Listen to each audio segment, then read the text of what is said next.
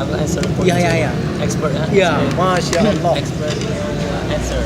Expert answer. Oh my god. Professional. So, getting married to be successful in getting married is as a different context.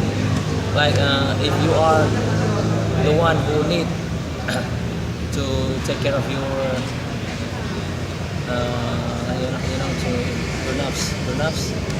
bernaps. I know. Girl. Yeah. If you want to Desire.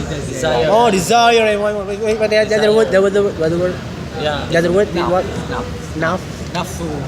What? The other word what? What? Last. Last. All right, keep going. So if you are the one who cannot take care of your desire, All right. your lust, your sexual desire, Yeah, inshallah. you should get married, because if you get married, it is successful for you. Amin ya Allah. Ya Allah, aku bangga.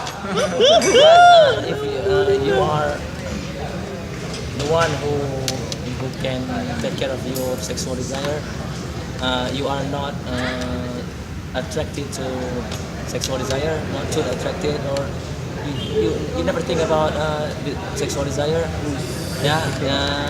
It is up to you whether you want to get married or not, because like our previous in the past, our ulama Ibn Nawawi, we get married because he never thought about sexual desire.